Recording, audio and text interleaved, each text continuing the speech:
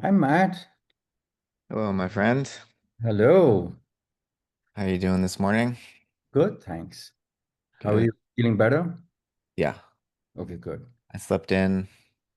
Philo allowed me to sleep in, which is That's very good. nice of him. You look nice and rested. Good. So we're recording already? Oh yeah, I just started. I can clip it later. No, no, no, no, no. Yeah, yeah, yeah. If you want to discuss what we will discuss in advance of the discussion, we can do that. Well, I mean, I don't know. I don't know how you guys do it. So, You guys, what do you mean? You I mean, guys. podcasters. Oh, well, I have my own ways and Yeah, tend to keep things as spontaneous as possible. yeah, Just allow what wants to emerge to enter into the conversation. I I very much like that we're doing this on a Sunday morning, and I appreciate that you are willing to uh not go to, is it called Unity? yeah, Yeah. This morning and to instead meet with me. yeah, And so yeah, maybe we can make the best of it by convening the sacred and dropping into a space of reverence together to explore not just ideas, but realities that both of us think are important. And I was going to say missing in our world, but I felt immediately that you would probably say, but it's not missing. It's present. The it is divine is present. present, Yeah, even it's when, present in a kind of hidden way, you know. yeah. So, I mean, maybe it's best to start with just a little introduction. I know you very well. We were in graduate A school while. together. Um, but maybe you can just share a bit about yourself and how you have journeyed so far in this life and what's brought you to your current perspective. Yeah.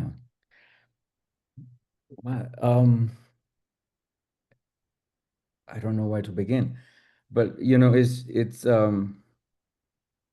I guess the more that I've lived, the more I've realized um how early it began, this journey and this kind of quest. Um and it's easy to project into the past something that maybe wasn't there, but it feels, it's like, I mean, I believe our lives are, paved way before we walk, along our path. And so, but you don't know that when you're a teenager, because you're so in it, you're so confused and traumatized and afraid and insecure. And all those considerations kind of overshadow,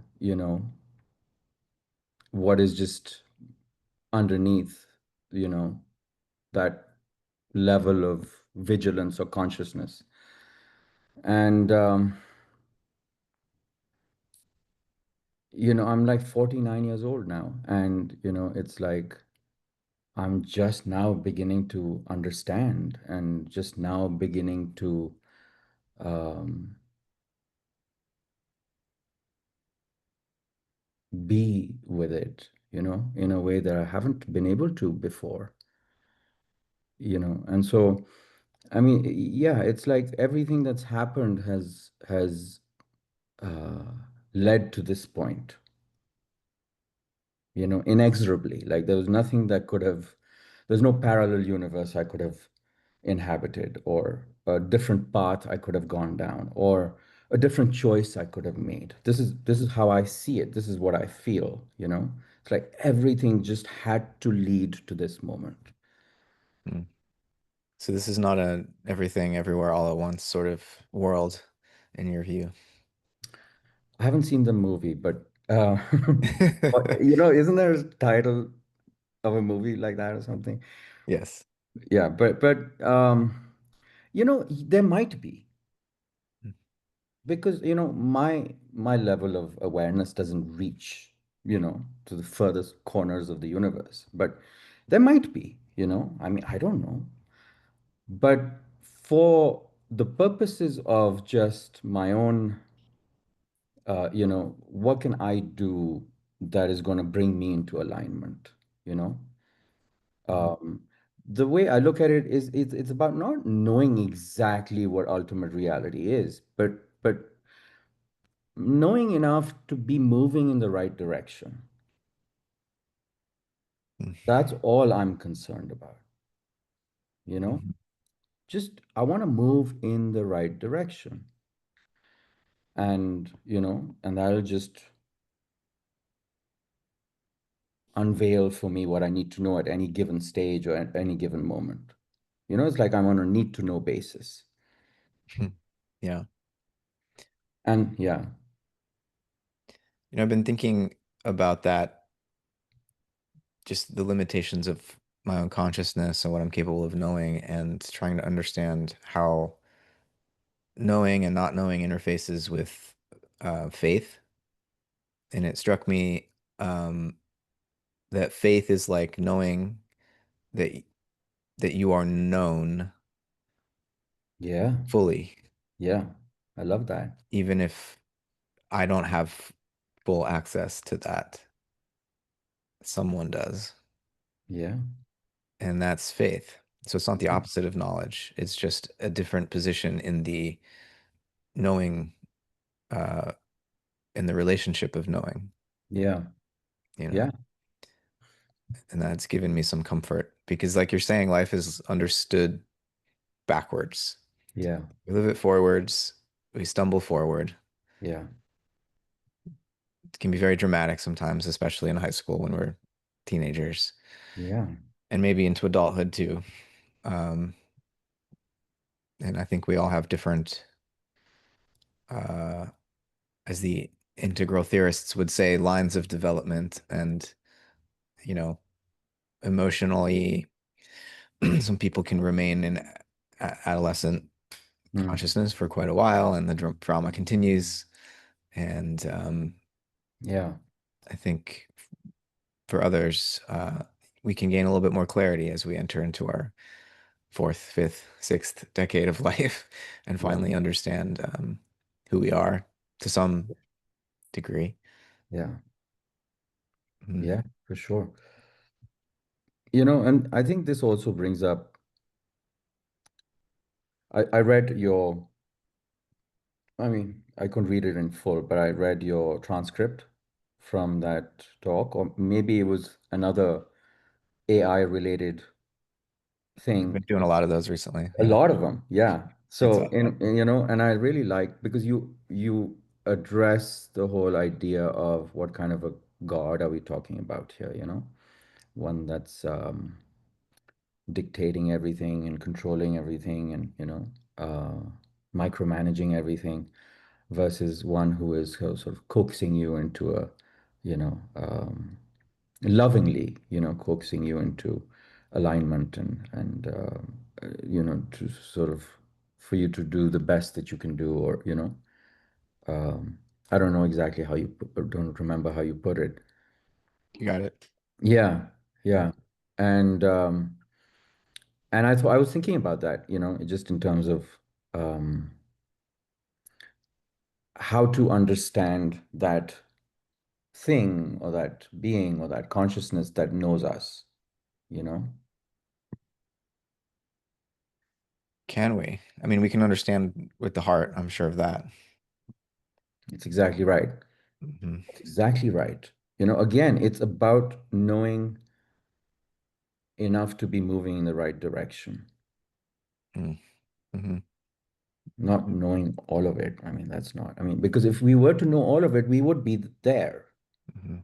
So there has to be some separation, Hmm. you know, while we're in this embodied form or slightly unconscious form. Hmm. Yeah. But that thing also is us, you see. That's I think is what allows us to move in that direction. Hmm. and I'm hoping it comes up, but those points are kind of not really uh, registering right now. But I'm sure in the course of conversation they'll come up. Mm. Yeah. Um, So when you think about your own biography and your past, were you always uh, spiritually inclined and in relationship to the divine, or is that something which dawned on you later in life in a it dawned conscious on me way? Yeah. later.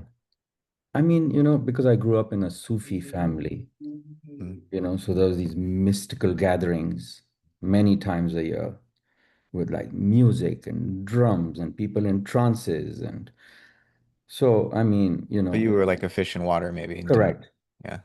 correct. Yeah. Mm. And then, the more dogmatic aspects of formal religion didn't really, resonate. I mean, I tried to imagine what it would be like. Like I had an active imagination. Like my parents or some, elders used to say that, on the day of judgment, everything will sort of give witness to what you did, and, like the walls will be like speaking. And so as a child, I tried to imagine that. Mm. Um, and so there was, I think, always a sense of being watched, that you're not alone and that you can't have any sort of Mm. private misdeed that you do, Hmm. even if no human is looking. Yeah. There's something that sees and knows and is present. So there was that, yeah.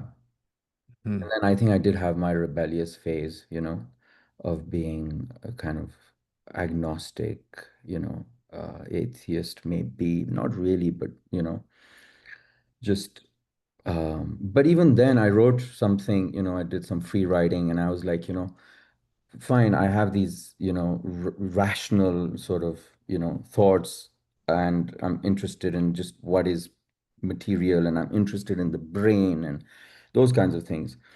But then I also wrote that, in times of um, adversity, I would feel that there is something, and I wrote that we are that power, we collectively um, run the universe. I mean, I wrote that as like a 15-year-old. Mm. I mean, I guess 15-year-olds these days are very, very enlightened. But, back then, it felt to me like, an unusual thought. Yeah. Um, at what point did you feel like you were embracing psychology and feel like you were on the path to becoming a counselor, a Therapist. therapist? I I think after I came out of the meditation retreat in 2004, I went to do a Vipassana 10-day meditation retreat. And then, actually, before that, I had asked my mom to get me a copy of Edward Podwell's Recovering Sanity, a Mm. compassionate approach to understanding and treating psychosis, which was written by, he was the founder of the program at Naropa that I then eventually went to do, my graduate studies in. Hmm. So,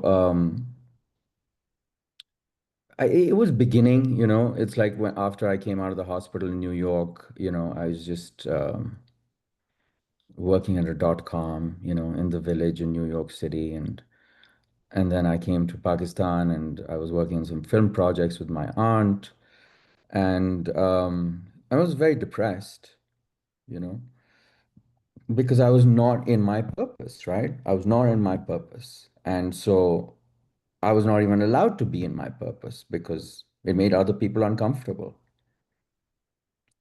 Mm. And so that's how I spent a large part of my life, but secretly trying to pursue my purpose without kind of really living it in an overt manner, you know? Mm. Yeah. And so I think inevitably after the hospitalization and, just like, I'm like, there's too many unconscious people around me, and I need to figure this out. And I'm also in a lot of pain. Like I need to figure out what the hell is going on, and how to channel what I want to do in a constructive way, so Mm. therapy was the obvious choice. I mean, it just kind of, I mean, I don't even have to think about it too much. I think I just kind of was led to it. Mm. Hmm. Yeah, it's bringing home for me how paradoxical the degree to which we are individual and the degree to which we are relational beings can Yeah, come entangled. And something like what you're describing, we're also intimately related and we need each other. We feed on each other's attention and recognition as much as we might want to say, "Oh, I don't care what other people think." Like that's right. we're made of each other's thoughts and feelings and Yeah, projections and yeah, so, when one of us at some point in life is ready or is not capable of denying these deeper truths and realities and wants to acknowledge them and talk about them, but people around us are just they'd much prefer to remain in the usual everyday sort of consciousness, then if they're not able to reflect back to you or acknowledge the piercing insight that you might be bringing because it burns away, their habitual yeah, ways of coping, then what they reflect back to you is you're crazy. yeah. Like, leave me alone. And that, Crazy, irresponsible, whatever, yeah, like, yeah. So like awakening it's both a collective endeavor, but also requires each of us as individuals to decide that we're not satisfied with anything less. And it just leads to, I mean, I guess that's how evolution works is like this interplay between the species and hmm the individual. And it creates a lot of tension and it yeah, drives a lot of creative but tumultuous um, moments of transformation. Um, yeah, yeah, you said it perfectly. mm, Yeah, I'm in one of them right now, mhm, and my mother said it's a test. mm, It's like the divine through other people or through life circumstances, um, puts the squeeze on at times, right. you know, and and it's like I have a reaction sometimes, but I recover very quickly from it, thankfully, Mm, you know, and sometimes I have people close to me who will be like, hey, you don't want to be here, you don't want to stay in this angry, resentful state. So come, you know better and come back, come back to what you are all about. mm, And so it's the only thing to do, I mean, it's just and then when you come back, it's like, oh, thank God. And it makes sense, like why the tumult happened in the first place, because it has so many purposes. It's like it strengthens your um sense of your own purpose and your own, um, center. It brings clarity about so many things. It motivates you in a particular direction. Um, and so, and that's why the idea that the divine is everything, the divine is behind every mask, really rings true. You know, there is no enemy as such. Like nothing is ever working against us, even if it feels like someone's bombing you or killing you or, hating on you, or whatever, you know, it's all the divine acting. And Mm. that's problematic because then people think you're condoning negative action, which is not the case, you know. It's not about condoning negative action. It's about just, you know, because if one adopts the attitude, oh, it's all the divine, so it's all fine, so people can just continue to do exactly what they want to do without regard to anyone else's safety, security, well-being, whatever, right? Um, but that's not the case. I mean, that's just a foolish man's argument, you know, because you have to meet that energy, but let's meet it in such a way that we're not losing sight of the bigger picture or the, you know, the actual reality that might be at play here, you know, because if one reacts to the mask, then the mask just gets strengthened, you know, because the mask itself is so unconscious, it doesn't know what's running it from behind. Mm. It doesn't, Yeah. it has no clue. So then when you attack it, it just freaks out even more. And it hangs on to what it knows even more. And so it's even more cut off from its own divinity. Yeah. I think it's in moments of clarity, it this dynamic becomes apparent to me when I look at world history, when I look at various conflicts between peoples, but it does feel problematic when I'm not the one suffering to be the one describing the situation in that way. That's exactly right. But like, how would you, I'm not asking you to solve the conflict, but you know, India and Pakistan um, are in a very tense situation, and it's been that way for a long time.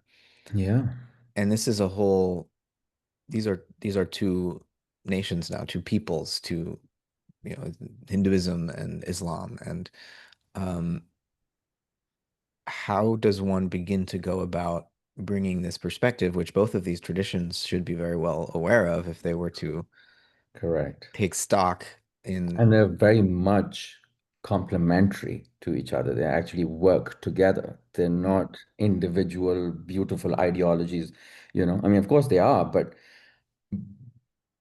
they really um, um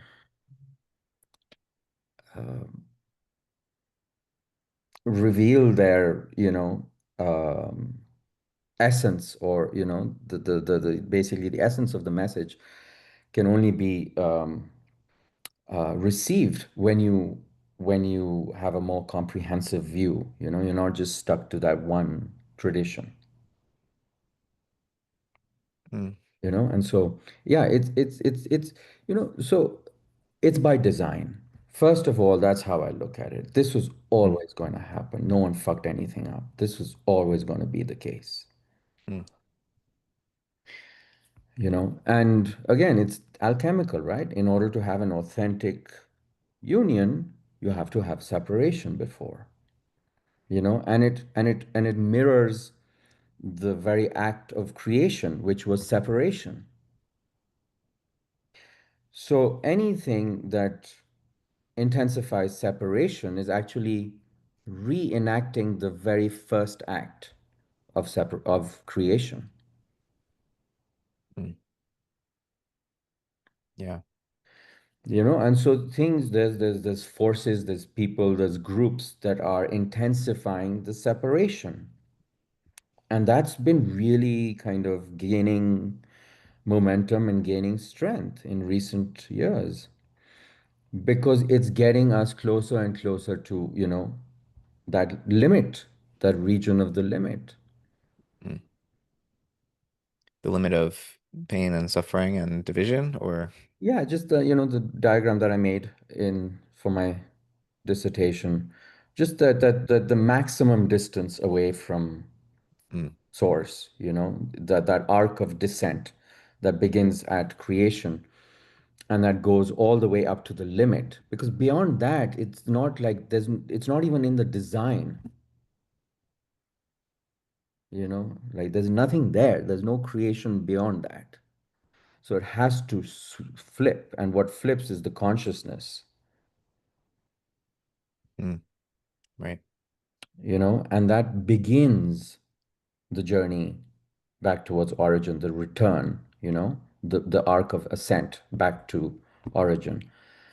And it's all about consciousness. That's all it is, Mm, Um, which is why it's so important, I feel, to understand or to, move in the right direction. But having said that, I mean, we can't help but move in the right direction because the divine is dictating it, It's dictating the fact that, we are reaching that limit. And so it's causing people to intensify. It's archetypal. It's archetypal activation, you know, mm, which, mm. yeah, As you know, thinking of the divine as a dictator is something that I won't say it triggers me, but I want to find other ways of imagining this um, divine action. Um, and I wonder if you would, how you would feel about thinking of these. I think there are sort of rules that, like this limit and the coincidence of opposites and the way in which, um, when you go to an extreme and you push through that limit, you end up uh, in with a kind of, an antiodromia, as Jung would say, a reversal. yeah, Um, so the opposites coincide. that's right. And that seems like a rule that, I think even the divine is, I don't want to make the divine subject to it. Maybe it's that the divine is inseparable from that. So it's not like God is the dictator who's saying, deciding that this must happen. It's just that the nature of the divine is that this shall happen. Right. I mean, it's a subtle difference. Maybe it's no different from what you're trying to say.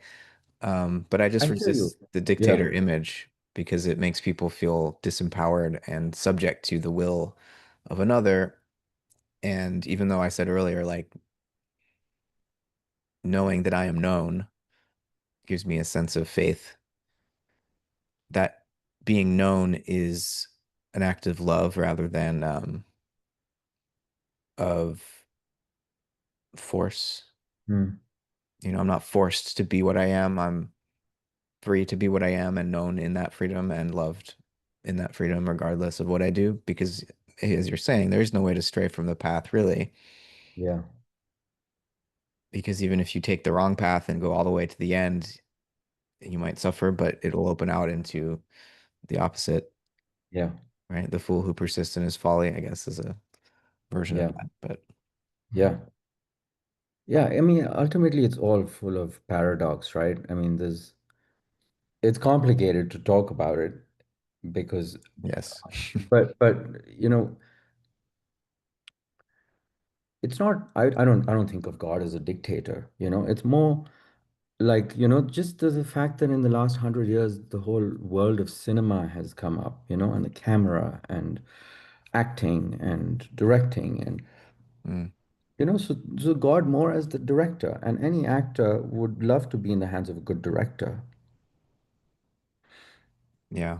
you know? Yeah, where the director is coaching the actors. Correct. Yeah. But the director also has a Vision. vision, Yeah. and it's coaching and directing the actors, accordingly. And it's a collaborative effort. It's Of like course, yeah.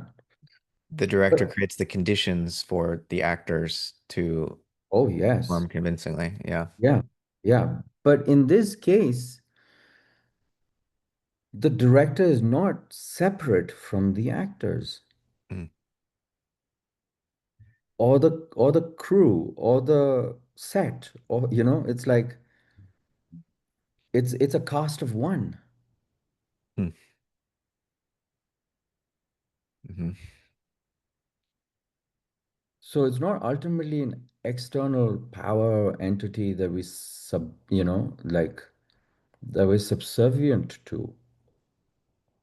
I Yeah. mean, we are in a sense, but but it's more empowering than just that kind of, following direction. It's actually bringing us closer to our own divinity. It's letting us ultimately realize that we are the director.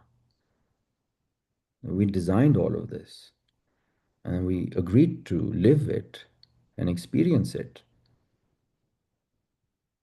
Mm. And I think that's just what we've been doing forever. Yeah. And I will continue to do forever. Mm. I mean, there's no end to it. So we can approach the divine through, let's say there are various cuisines that allow us to taste the divine. And you were raised in a Sufi family, Yeah. but it sounds like now you feel uh, maybe would the word be trans-religious or you have multiple religious affiliations, or you feel like all of the traditions that are the wisdom traditions are delicious in their own ways and Yeah. I mean, my college professor opened me up to that, mm, because that's how he sees it. And it's remarkable because it's not about any one tradition. Like it's all coming from the same source. That's you know, do you and so like how can you exclude anything? mm, Why would you just pick one tiny little thing and then disregard everything else? It's like I mm, think I don't know where I read this or someone said this. It's like if you love God, then why would you not love everything that God is associated with? yeah, for people that are so remain kind of ensconced within one tradition but very deeply committed to Islam, Christianity, Yeah. Judaism, Buddhism, whatever it may be, if and it's authentic for them, there's a sense maybe of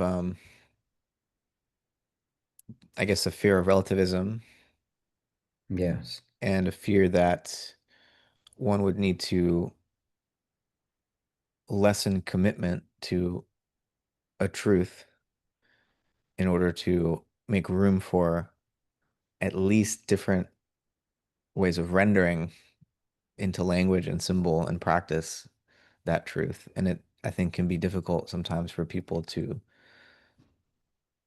be open to the possibility that the truth could be translated in various ways. Yeah.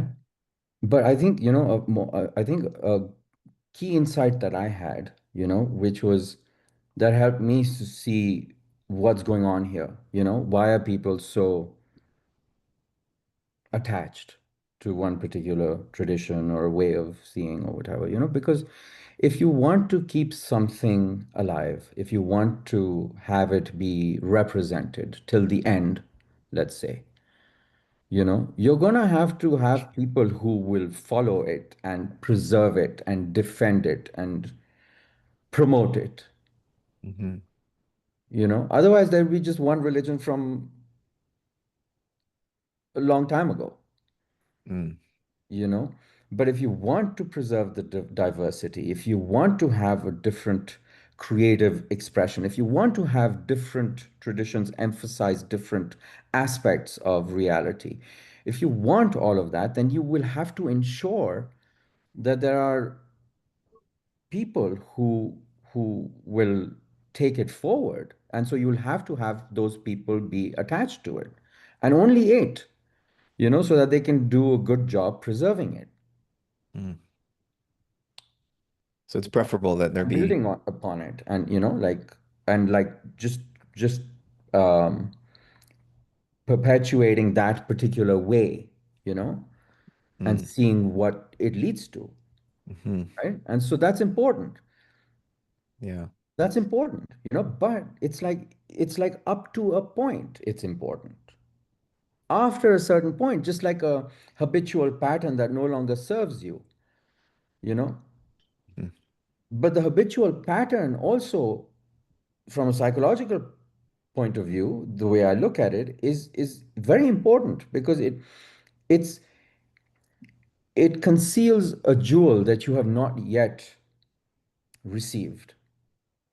So the pattern will continue until you've gotten that jewel. It's like, man, I'm got this for you and you're not taking it. So I got to keep coming back because I want you to take it. I need you to take it, you know? And so it'll just keep repeating. But Mm. once you've gotten it, it doesn't have to repeat anymore. Yeah. So, which is where consciousness comes in, which is where, you know, if some people can get that and like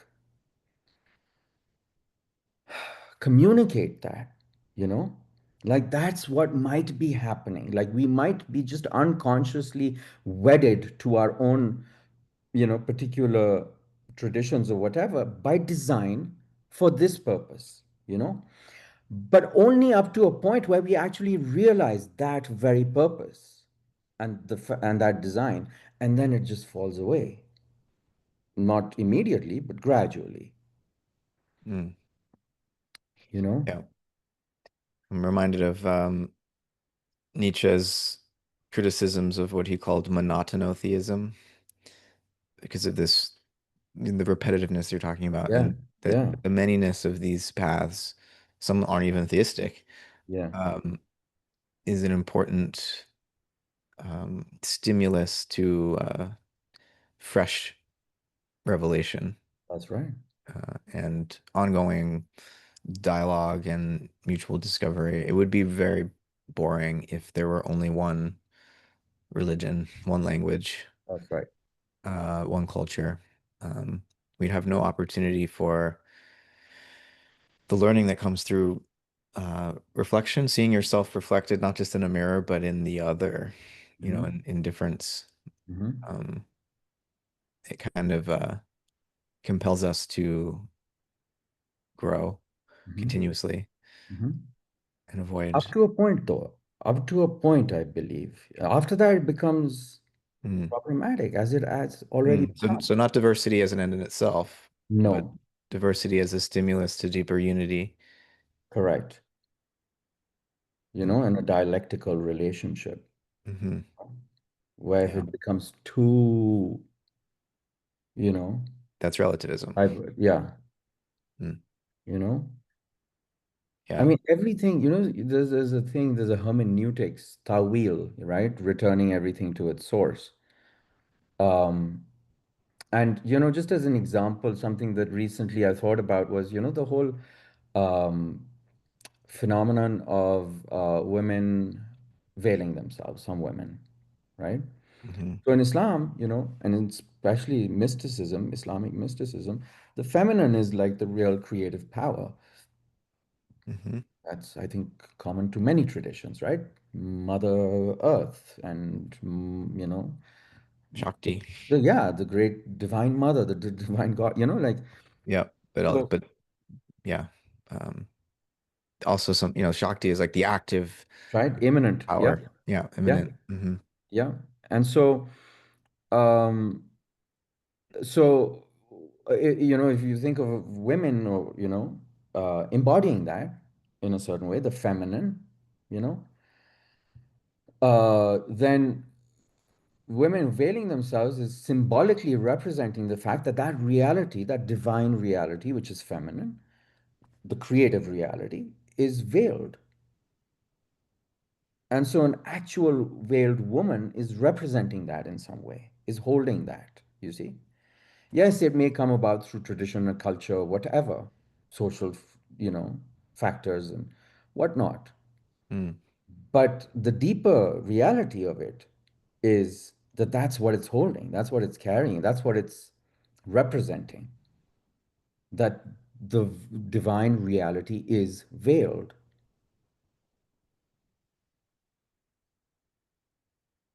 yeah. you know?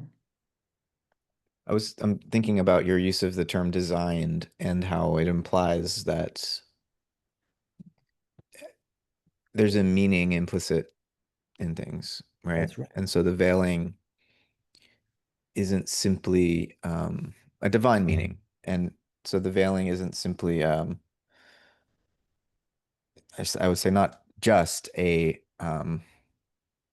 artifact of patriarchy and the need to control women or something. That's right. It's That's an right. expression of the the meaning of uh, the hiddenness of God in each of us, in women, and Yeah, in everything. Yeah, that we can and must participate in this design and the enactment of these meanings in our often idiosyncratic cultural ways. And culture evolves, and it evolves through encounter with other cultures, usually, or yeah, sometimes internally. Things just get pressure builds, and there needs to be a break and a revelation of something new, a new design, um, yeah.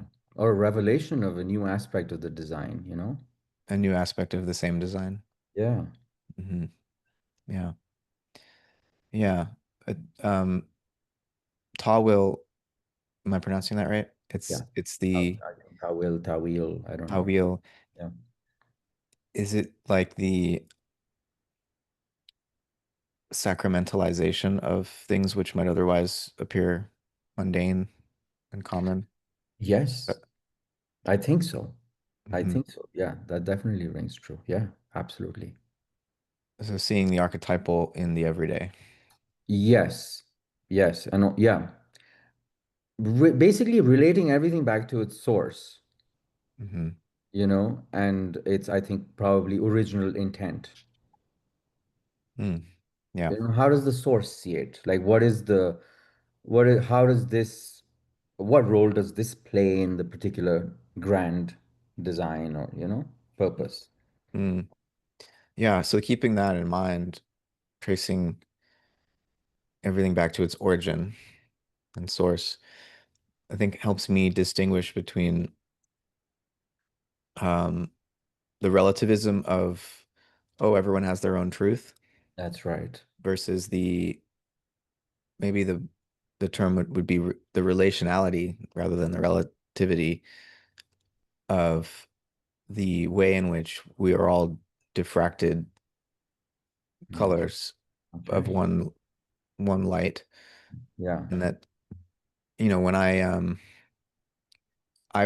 and I think you too feel compelled to make room for different angles of approach to the divine.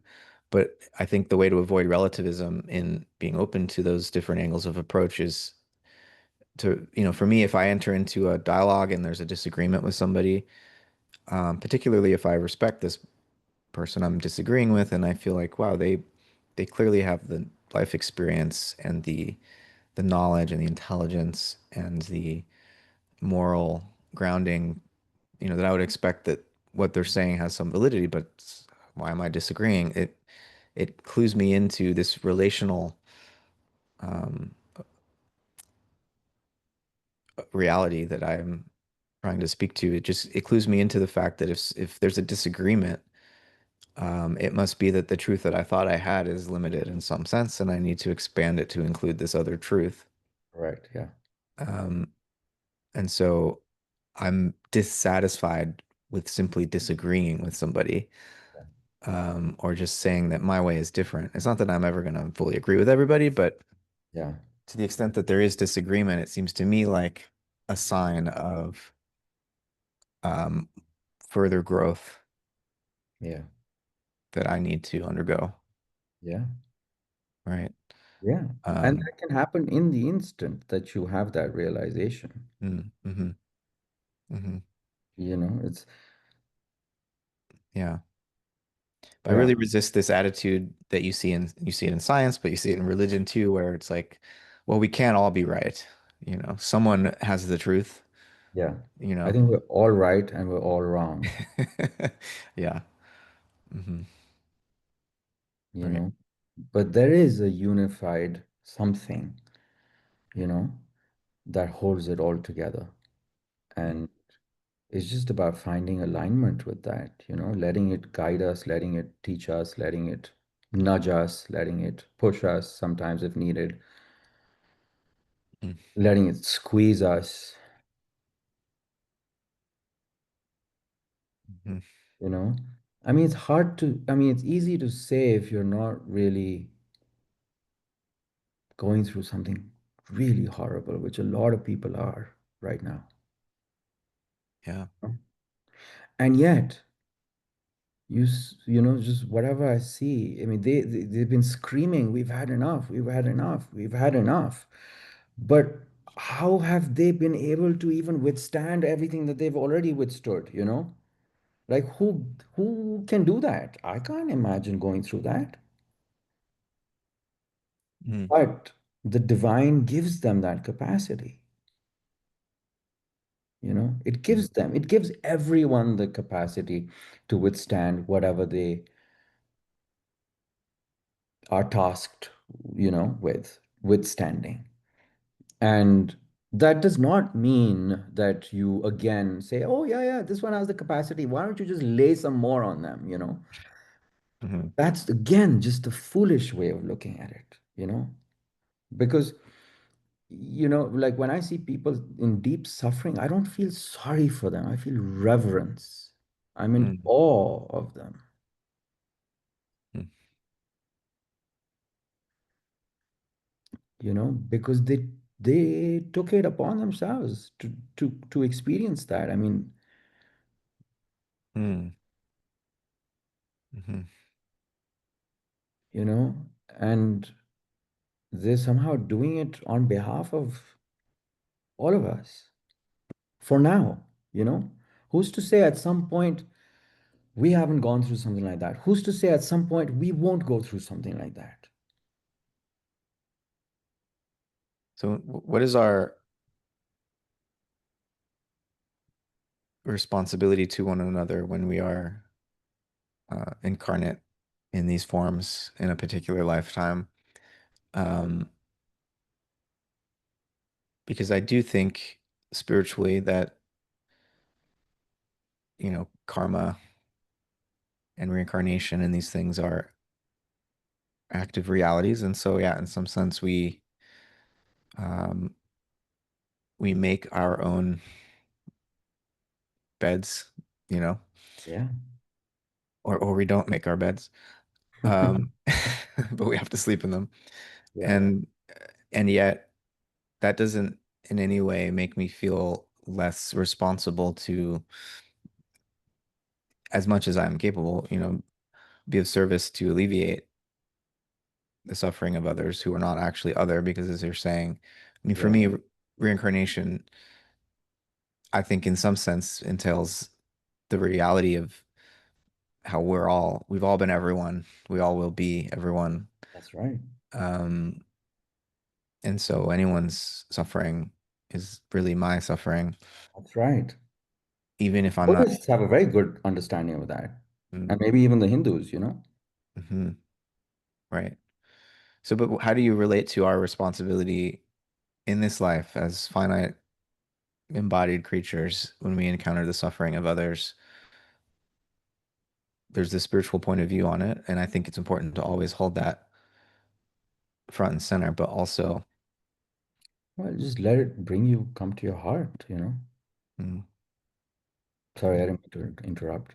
yeah, I think that's the question. Yeah, Bring it to your heart and have it yeah, motivate yeah, action. yeah. And see and approach other people with that level of intensified, enhanced awareness. Hmm. And then you'll see that in other people as well. Do any of these problems that the world is facing have political solutions, you think? Or is there a deeper transformation needed? I mean, I know the answer that you're getting. You said it in Yeah. at the very end. Like it's not about the AI awakening, it's about when will we awaken? And that is the key. When will we awaken? Hmm. What will it take?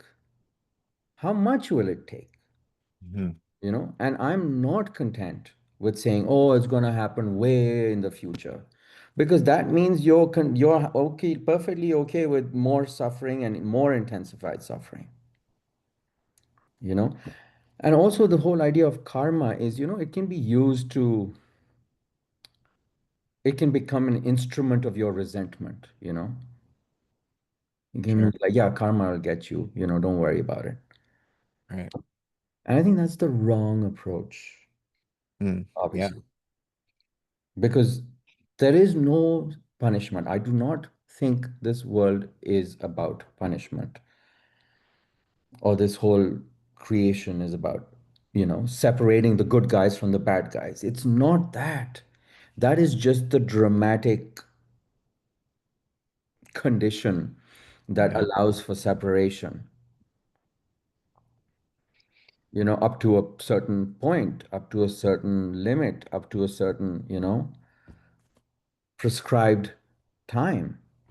Hmm. And then things have to just come back. It's like, okay, enough fun and games, you know, or enough pain. And now we need to basically come back and enjoy that. Hmm. Because, it's like, because the trajectory of this, is just leading straight into the abyss. There's no, and so in answer to your question, political solution, no, unless there is some kind of a spiritual understanding, Yeah. you know, within political Hmm. disagreements. Hmm. Right. So, Not like a private, or even that could work. Like if someone had a private spiritual awakening and then was to apply that to a political dispute or situation, mhm, that would work. That it doesn't have to be an overt, spiritual, principle being brought to mhm. the dispute. Yeah. I mean, we see, Gandhi and Martin Luther King and yeah, yeah, those examples. Yeah, and they get to express that spiritual insight in powerful ways that's right. to totally transform society, and then gets to a point where the center of gravity is among the collective isn't quite high enough to sustain that level of um, change Yeah, and that intensity of injection of love and truth force that they end up getting assassinated, right? yeah. But people who have that type of awakening and then are activated politically and socially because of how it motivates them, I don't think they seem to know immediately as soon as they say yes to that, it's going to kill them. They will be, Sure. and but Yeah. that's hardly, um, it's totally worth, it's worth it. But here's the problem. This is a very important point, I think, Hmm. that there can be no politics with this kind of an awareness because Yeah. politics inevitably is pitting one side against another, Right. you know? So Yeah. it can't be applied to politics, in my opinion, because it will lead to those kinds of things. Because, even if it's very well intentioned, it's still separating out the bad guys or the Mm. oppressors. Yeah. It's very important when we talk about karma for me to remind myself and all of us there's no such thing as other people's karma. That's right. It's Yeah, all yours. It's all that's mine. right. That's right. Yeah, You're doing it. I'm doing it. that's right. It's Yeah, our action, and we suffer the consequences for our own yeah, action, not as punishment. It's literally just cause and effect, that's right. Yeah. but it's not, oh, they have good karma, they have bad karma. It's all karma. Everyone's got good karma. Yeah. I mean, ultimately, right? Because we're all on this path and we Mhm. all fulfill our roles and we Mhm. all come back to the same place. Yeah.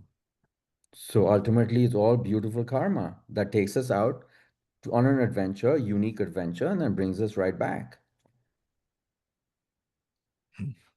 Mhm. But along that path, the cause and effect is applicable, Mhm. you know? Right. And there are, spiritual ways of rendering this. And then I also think of what Jung is always saying in terms of, if you reject your destiny when it calls, Yeah. um, then it becomes um, your Fate, right? fate. Yeah. Yeah, you know, like the unconscious will get its way, and we can either develop a neurosis because we're resisting what we're afraid to become, Yeah. or we can just accept that fate, and then it becomes our freedom. Um, Yeah. so there's no escape from karma, but nor need there be because it's all good. That's right. That's right. No matter what. Again, it's easier said when you're not, you know, being terribly oppressed or in a real horrific situation, you know. And so that's why I've been feeling so,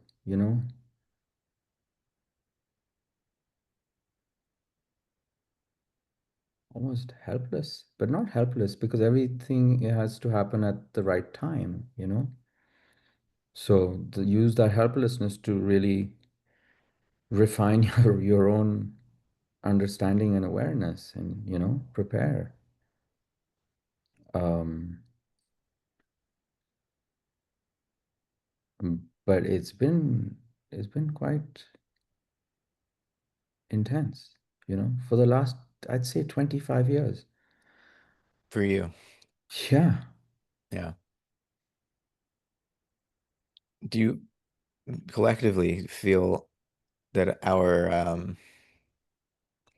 species is in a uniquely apocalyptic moment, or do you feel like as individual souls, when we awaken to this non-dual perspective, that uh, we have our own sort of individual apocalypse or revelation of the soul?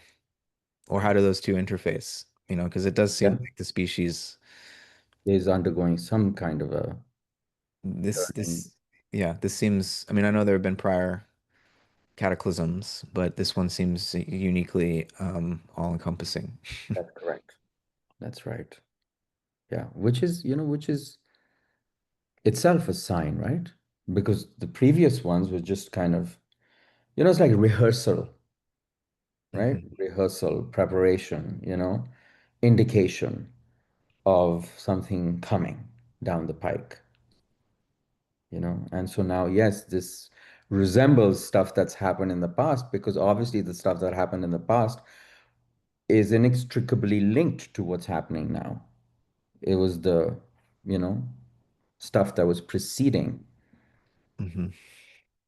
and it's like a rolling stone. No, it says gathers no moss, right? But like a snowball, right? Like going down, it builds, right? Mhm. And so I do think, I mean, obviously, the signs are everywhere, it's like everywhere. Like people talk about it now as if it's common knowledge, everyone. But they do it in different ways and they have different locations and, orientations and within it. Uh, Mhm. um, as far as the individual, it's like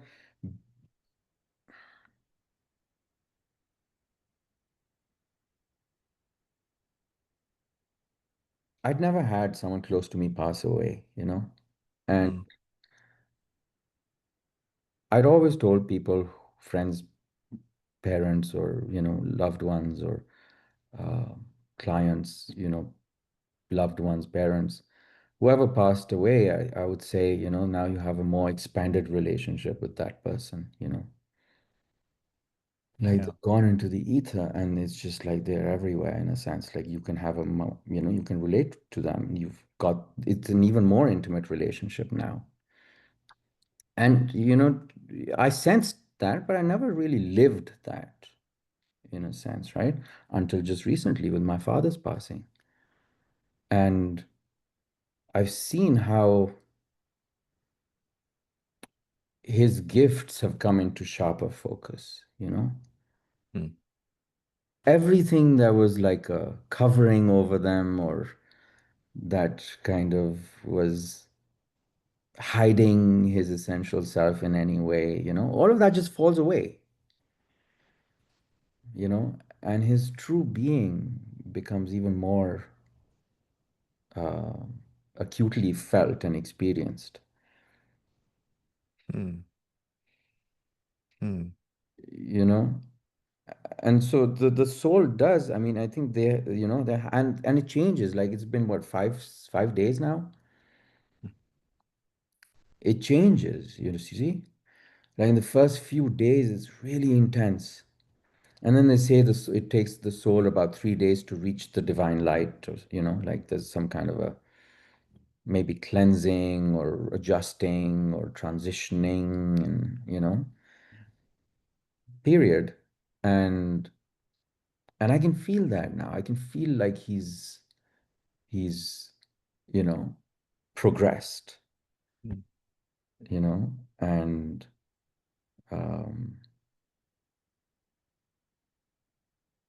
so, but then I also know that he'll be back at some point, you know. Mhm. If that's supposed to happen. I mean, they say that, you can also have evolved to such a point where you don't need to come back and you just become part of like a spiritual council that helps souls who are thinking about their next life try and find the right role for them or so maybe you become part of that council or something, and maybe there are different councils of souls doing different um, jobs from behind the scenes, right? But the focus is on the action that's happening here.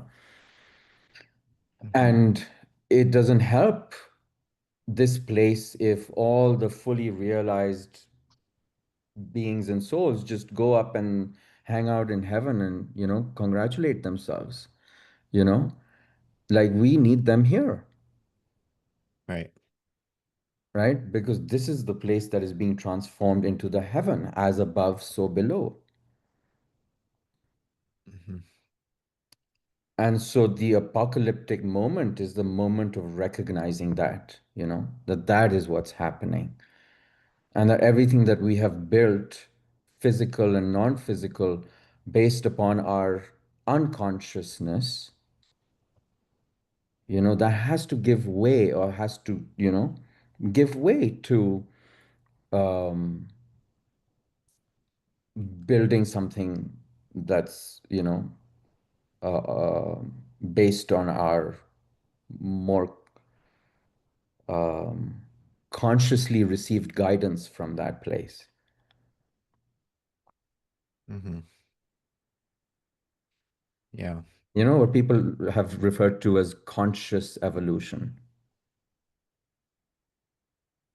Right. I think in the 70s, I think someone by the name of Barbara, she's got a book titled Conscious Evolution. Um, so that's Yeah. what the apocalypse, I think, prepares the way for. It's just a kind of rattling the cage. It's saying, hey, people, wake up, wake up, wake up. This is not sustainable. This is not sustainable. This is not meant to last in this direction. You're supposed to wake up and then see what happens. Yeah. Yeah.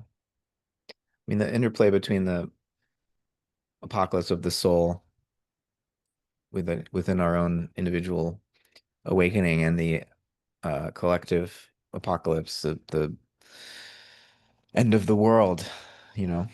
Um, that connection reminds me of just this uh, sentiment that you see in the early church fathers, like Origen, Hmm. and others, that because of how interconnected all persons are, all souls are, either we're all saved or nobody is saved. Right. There's the Greek is apokatastasis, apokatastasis. I'm not sure Yep. how to pronounce Yep. it exactly, Yep. but Yep. um, that even if there is a hell, it's just a burning off of That's right.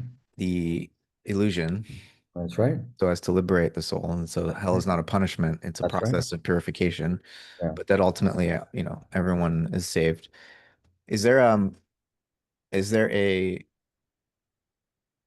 similar or equivalent In teaching Islam. in Islam or in Yeah. Sufism or Oh yeah. yeah. Oh yeah, for sure. Yeah. Mm, Yeah. I mean, there's a hadith, the tradition of the Prophet Muhammad, where uh, it's like God commands the angels to go through hell and remove anyone who's done even a little bit of good and like transfer them to heaven. And then the angels come back and report, okay, we transferred so many. And then they're like, well, there's still some left, so why don't you go back? And even if they've done like an atom's worth of good, just like, transfer them to heaven. And so eventually everyone gets transferred, mm. you know. And what is that called? There's a hadith, Hadith? hadith. It's spelled Hadith. So some traditions say hadith, some say Hadith. hadith. And it means literally what? It's the tradition of the prophet. So it's like Uh, his sayings Oh, and I see. So this is one his of his life. sayings. Huh? Uh-huh. Yeah. This is one of his sayings that the Yeah. angels. Yeah. Yeah. Yeah. It's his sayings and like Yeah. lessons from his life or details about his character and how he lived and what he taught. And So so not in the that's the whole. Quran, but Correct. accumulated tradition around the Quran. Correct. Got it. Hmm. Yeah. Hmm. Yeah. Because I mean, yeah, in the Quran, it just talks about the return, right? Everything returns to me, Hmm. God says, and I mean, it's all there in a sense, right? That's how the Sufis put it together. Hmm. Their inspiration comes directly from the Quran. Right. They meditated on its deeper meaning. They were like, what is it really trying to say? you know, because the emphasis is on love and compassion and mercy constantly. Like every verse, every surah of the Quran begins with God's infinite compassion and infinite mercy. Hmm. Like only someone who's loving would like want you to know that they're loving, even though they've put you in a situation that's not always loving, doesn't feel loving all the time. Hmm. So they kind of really need you to know that this is also part of that. Hmm. And so then you have to engage the imagination and figure out how that's possible. Yeah. Hmm. You know? There's so much potential in the three Abrahamic faiths, as they're called. So much potential for them to um, enter into deeper communion and mutual reciprocal growth together. And it's going to happen. Mm. I mean, it's already happening in so many ways that we probably are not even aware of. Through conflict, it seems at this Not point. just through conflict, but even in the midst of conflict. Hmm. You see, everything is hidden. A Mm. lot of things are hidden. Mm. You only know that in your own private interactions with people and just seeing what's happening and extrapolating that might be happening everywhere in those hidden pockets Mm. that are not being broadcast, that are not, getting the light of day right now. Because again, it's just, but it's time. I'm feeling it's time now, Yeah. like No, it's It's becoming so painful to remain on the surface. Yeah, for And everyone involved, yeah. for everyone, Hmm. you know? And so it is here. I really do believe it. I mean, I've been saying it for a while. I completely feel it more and more, you know? Um, but you know how it happens, when it happens, it's not up to any one of us. We just continue to do our work and we continue to show up in the way that we feel inspired to and called to show up. But ultimately, it's up to that unified um, intelligence and power to decide how to make use of our individual offerings and actions and capacities. Hmm.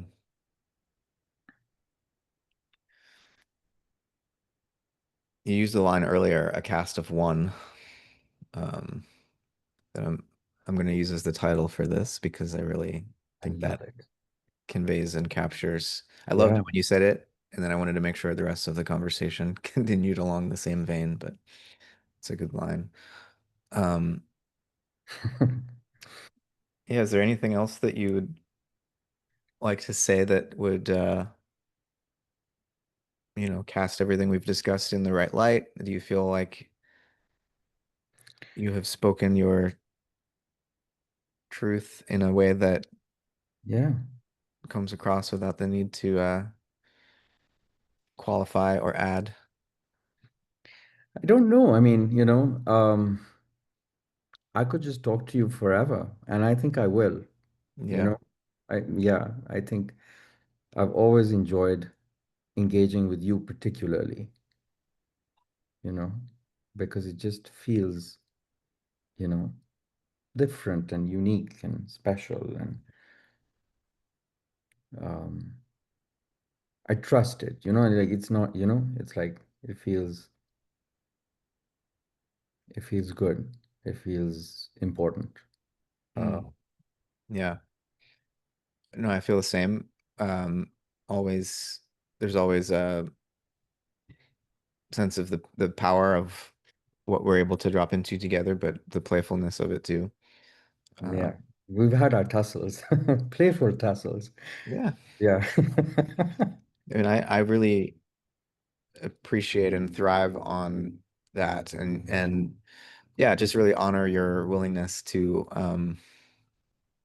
even though I think below any tussles and verbal disputes that we may have had, there's a yeah, that sense of trust and shared rootedness in something that we both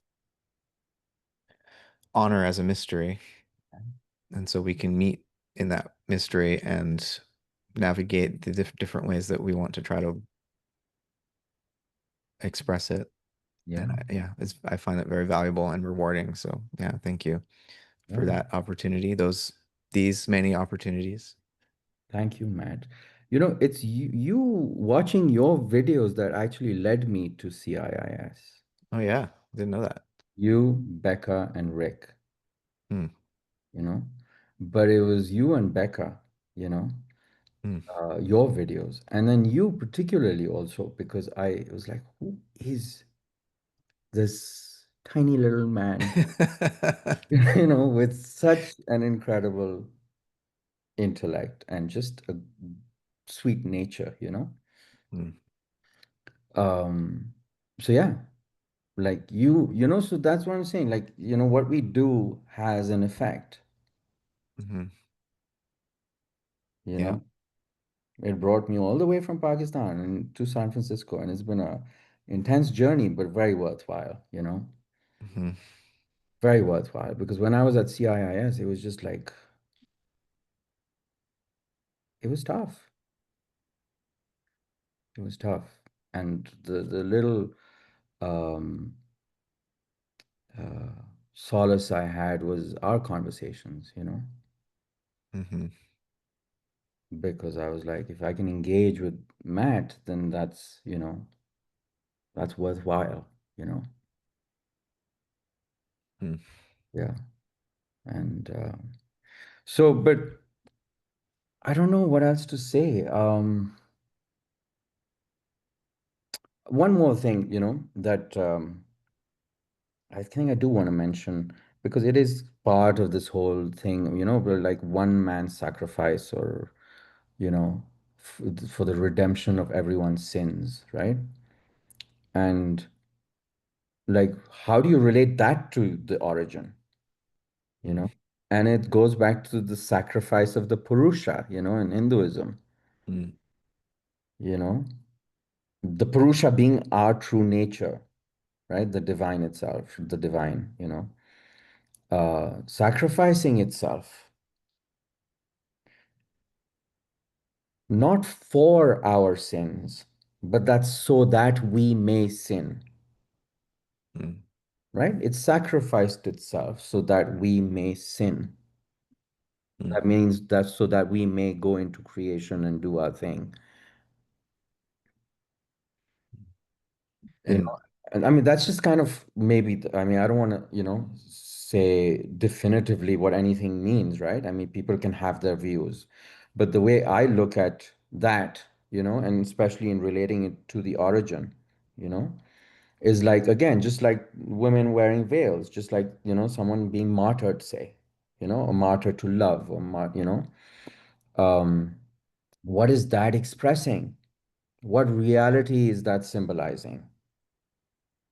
It's symbolizing that original act, you know, the sacrificial act mm. of going into separation from our true nature, relatively speaking. Hmm. Yeah. The school of sin. And I mean, I think the sacrifice allowing us to sin is the only way that we might grow and become conscious for ourselves. You know, That's right. consciousness isn't something that can just be given. You have to earn it through experience, through That's suffering, right. That's right. even death. Um, this is present in all of the traditions in various ways if you know where to look. Like when St. Augustine says "Felix culpa," like blessed sin, Yeah. because that's out of that our freedom is made possible. And even death, it's part of the design, right? Yeah. Because it's only, as you began saying, as we age, we look back and we understand ourselves in a way we never could when we were going through it as younger people. But I think the moment of death seems to me like such a condensation of the meaning of our lives. Mm. And that, speaking of apocalypse, that's the moment. That's That the is the moment. Yeah. um, when the learning fully manifests itself, and without the intensity of, however long we get to live, and then the loss of this bodily form and the loss of all of the intimate relations that we were allowed to be brought into as a result of these incarnate forms. Yeah. The loss of all of that, at least in its fleshy form, is so intense and tragic, and yet it does catalyze an evolution of soul that I think couldn't happen any other way. Yeah. you know? So facing death as part of the design rather than a departure from it, something Right. terrible to be avoided at all costs, which is so much of what I think drives the um it's like low grade terrorism of the materialist worldview, because that makes us so Right. terrified of death all the That's right. time. Yeah. Um, Yeah. that little shift, I mean, it's not a little shift, but shifting our relationship to death, I think might actually not solve, but dissolve a lot of the political social struggles. Not that, there's any utopia possible on this earth, but Mm. I think a lot of the strife might be lessened by learning this lesson. So you don't think that I mean, utopia is a very Mm. misunderstood term, you know? Sure. I thought you might push back on that. Well, Well, just yeah, the earthly realm is just samsaric. yeah, when you're an embodied organism, Yeah. you're hungry, you're scared, there are just ways in which it's hard to avoid getting startled and lashing out violently. It's just, even if we Sure. don't intend it, um, existing in the earthly plane is messy, you know. But Yeah. But like our conception of what is perfect needs to be revised, you mm, know. perhaps, yeah. Hmm. Because again, I do believe, that I mean, I feel it, that with every part of my being, that this place is in a process of becoming Mm. a heaven for all. I mean, it is clearly like, like children being born are like little nuggets of heaven being shot at earth. Go and make it. No, I'm serious. I It's love like that image. heaven is like, it's like bombarding earth with little pieces of itself because it wants to ultimately make this like itself. Hmm. That's what children are, you know? And that's what the purpose of everyone who comes here is to contribute to that transformation. It just is, I think. And so that's why people have the rebellious phase because, when children come here, yes, they're gifts from heaven, but then we very quickly condition those gifts, and I mean, like, Mm.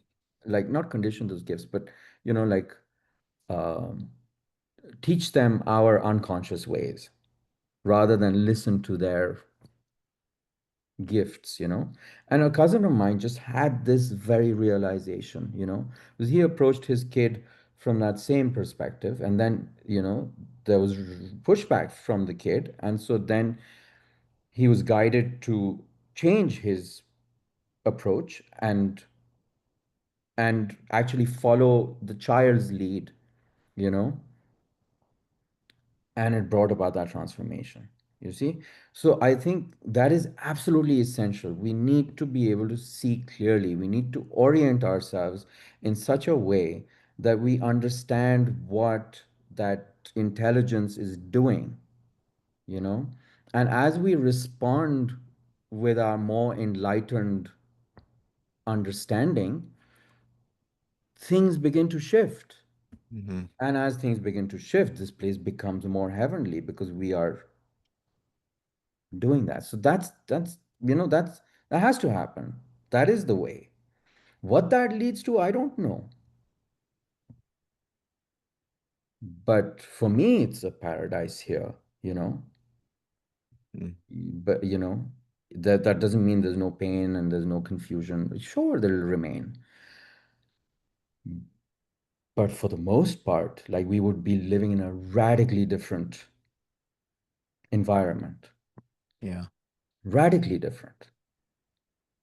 Because we would not be polluting, we would not be wasting, we would not be fighting unnecessarily. We would not be doing any of those things. Mm. Yeah. And then maybe it gets boring after a while. And then maybe it just goes, maybe it just all goes up in flames once we reach that perfection. And then we start over somewhere else. Mm. It seems unavoidable that the deep structure of human existence has this expulsion and return dynamic, Yeah, you know, whether it's, Plotinus talking about the overflowing of the one yeah, and then the return, or um, you were describing the Quran emphasizing all returns, that yeah, Allah says all returns to me. yeah. Um, and so that sense of the path back to paradise seems That's right. like inescapable as a lure, for all of our That's right. action and contemplation and And it's not just up there. hmm It's not just up there. I mean, if you look at God's or the creation. Just, there's a certain perfection to it. There's a certain beauty and, there's harmony of sorts, right? If you And can, so yeah, if you can see if you can, there's a lot of violence. well, you have to intuit what paradise might mean in a non-dual way so that Yeah, it's not separating the light from the dark. yeah, Includes it. It's inclusive of the darkness as yeah, well. Hmm. yes. One final point that I just remembered, if we have the time, Hmm. about the Jung's notion of shadow and, you know, I Hmm. totally get it, right? We get it. Hmm. But I think, um, it's all about relative and absolute, okay? So if we have been um, positing a relative good, you know, and Jung is like, oh, well, you're overlooking the bad, or the shadow or the evil side. So that for me is still a relative bad or relative evil, Hmm. There can't be absolute evil in the sense that something wants to actually cause suffering for its own sake, you know? Hmm. There just can't be. I mean, there's just not, it's not intelligible to me, So, Yeah. so the relative good and bad surely exist, and maybe that's embodied in the divine, the God image, right? It's a relative um, level, let's say, you know? But the level that transcends that is absolute good. Hmm. Yeah. So Jung was responding to people's relative notions of good, Hmm. Yeah. and saying, no, no, no, it's not just all relatively good. There's also this relative bad. But at the level of the absolute, there can only be the absolute good, Hmm. because it just can't, it just doesn't make sense. Nothing points to that, you know? Yeah. He also, yeah, I mean, this sort of trinity of relative good, relative bad, absolute good. But he Right. also has this notion of the missing fourth, which is too much to get into today. But um, that even in that Trinitarian tying up of the duality, he felt like there was something left out, which he identified with the feminine, the The unpredictability of the feminine. mm, And he felt that because of his mom. That was his own psychology getting in the way. oh, That was his own unresolved relationship with his own mother, which came from where? which I mean, came from we his can't just childhood reduce it experiences to with his his mom. right. She was, like she had some mental health stuff, and religion was a big part of it. And the whole relationship to Christ and the little boy being frightened Mm, by his mother's intensity. And, mm, that's where it came from. He never really trusted the feminine. mm. Interesting. Yeah. Yeah. I hadn't considered that just because, Jung is always inviting us to, in a way, collectivize our personal um, dynamics because these archetypes don't just belong to us. That's right. But maybe in the case of Jung, it is helpful to sometimes personalize his analytic psychology to understand how his own. Psychology gave rise to his psychology. Mhm. Yeah, interesting. Yeah. All right, Sami, this has Thank you. been a delight, and Yeah. I'm sure others will appreciate this and maybe spend their Sunday afternoon with us because I'll post this later. Oh, you will. Okay. Yeah. Cool. Well, Thank we you. continued, hopefully. Oh, yes, over many Yeah. lifetimes, I'm sure. Yeah, that's right. Yeah. Yeah. Well, thank you for your time and your insight. Thank you, Matt. Thanks so much.